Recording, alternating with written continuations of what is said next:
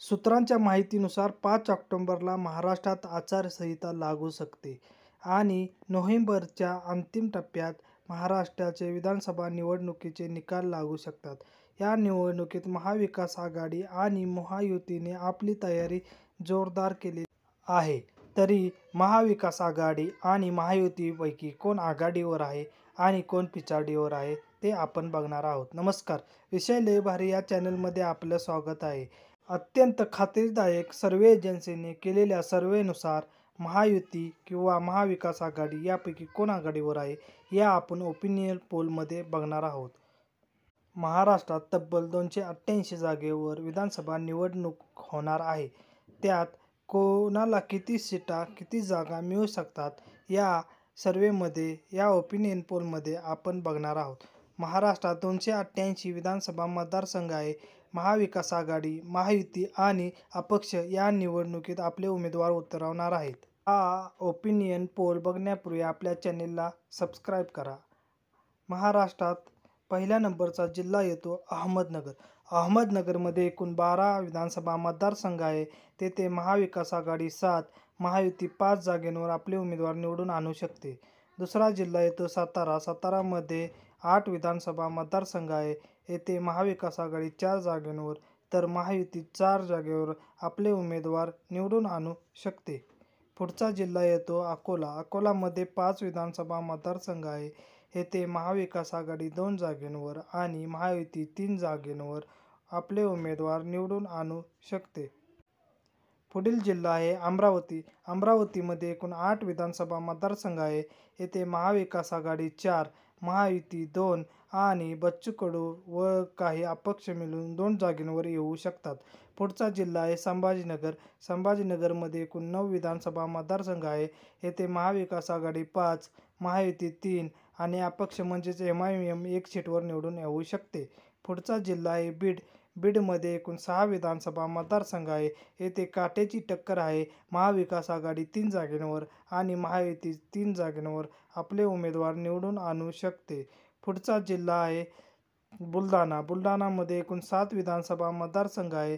येथे महाविकास आघाडी 5 जागांवर आणि महायुती 2 जागांवर आणि अपक्ष इथे खाता उघडू शकत नाही. पुढचा जिल्हा आहे चंद्रपूर. चंद्रपूरमध्ये एकूण 6 विधानसभा मतदारसंघ आहे. येथे महाविकास आघाडी 4 जागांवर आणि महायुती 2 जागांवर आपले उमेदवार निवडून आणू शकते. पुढील जिल्हा आहे धुळे. धुळे येथे एकूण 5 विधानसभा मतदारसंघ आहेत. येथे महाविकास आघाडी 3 जागांवर आणि महायुती 2 जागेवर आपले उमेदवार निवडून आणू शकते. पुढील जिल्हा आहे गडचिरोली. गडचिरोलीमध्ये एकूण 3 विधानसभा मतदारसंघ आहे. येथे महाविकास आघाडी 2 जागांवर आणि महायुती 1 जागेवर आपले उमेदवार निवडून आणू शकते. पुढील जिल्हा आहे गोंदिया. गोंदियामध्ये एकूण 4 विधानसभा मतदारसंघ आहे. येथे समसमान जागा महाविकास आघाडी 2 व महायुती 2 असे उमेदवार आपले निवडून आणू शकतात. पुढील जिल्हा आहे हिंगोली. हिंगोलीमध्ये एकूण 3 विधानसभा मतदारसंघ आहेत. येथे सर्वच्या सर्व जागा महाविकास आघाडी जिंकून येऊ शकते. पुढील जिल्हा आहे जळगाव. जळगावमध्ये एकूण 11 विधानसभा मतदारसंघ आहे. येथे महाविकास आघाडी 7 जागांवर आणि महायुती 4 जागांवर निवडून येऊ शकते. पुढील जिल्हा आहे जालना. जालनामध्ये एकूण 5 विधानसभा मतदारसंघ आहे. येथे महाविकास आघाडी 3 जागांवर आणि महायुती 2 जागांवर आपले उमेदवार निवडून आणू शकते. येथे मराठा फॅक्टर चालणार आहे. पुढील जिल्हा आहे कोल्हापूर. कोल्हापूरमध्ये 10 विधानसभा मतदारसंघ आहे. येथे एकतर्फी महाविकास आघाडी 7 जागांवर निवडून येऊ शकते तर महायुती 2 जागांवर आणि 1 जागा अपक्ष निवडून येऊ शकते. पुढील जिल्हा आहे यवतमाळ. यवतमाळमध्ये एकूण 7 विधानसभा मतदारसंघ आहेत. येथे महाविकास आघाडी 5 जागांवर आणि महायुती 2 जागांवर आपले उमेदवार निवडून आणू शकते. पुढील जिल्हा आहे लातूर. लातूर येथे 6 विधानसभा मतदारसंघ आहे. येथे महाविकास आघाडी 4 जागेंवर आणि महायुती 2 जागेंवर आपले उमेदवार निवडून आणू शकते. पुढील जिल्हा येतो नागपूर. महाराष्ट्राची उपराजधानी येथे महाविकास आघाडी 8 जागेंवर आणि महायुती 4 जागेंवर आपले उमेदवार निवडून येऊ शकते. लोकसभेप्रमाणे येथेही भाजपला फटका बसू शकतो. पुढील जिल्हा येतो नांदेड.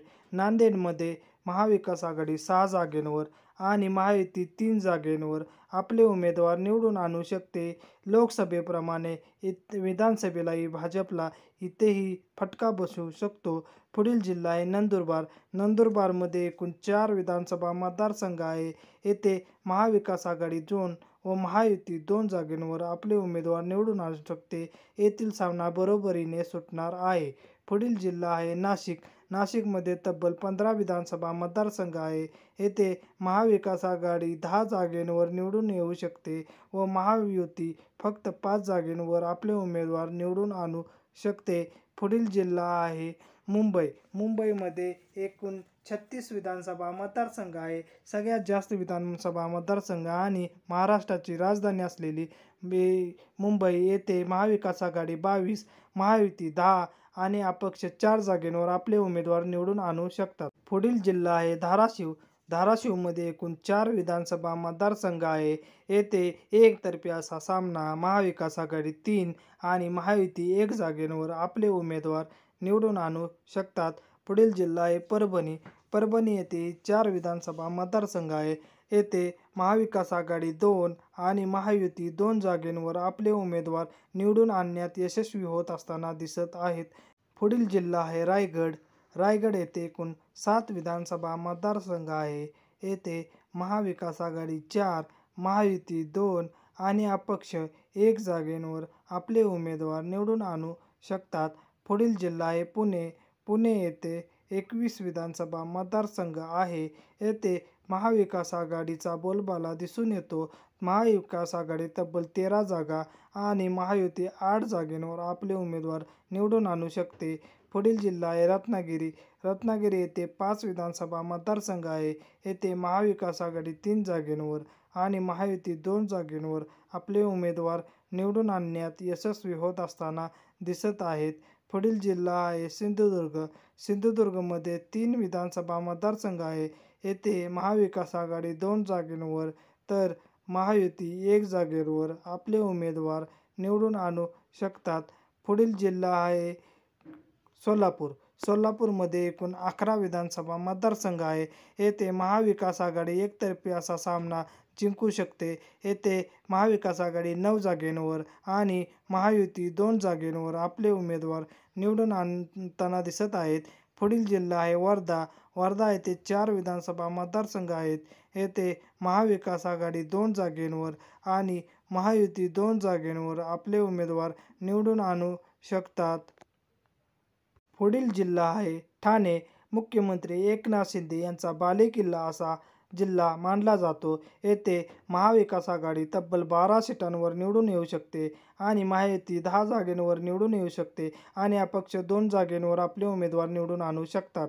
पुढील जिल्हा आहे महाराष्ट्रातील सांगली. सांगली येथे 8 विधानसभा मतदारसंघ आहे.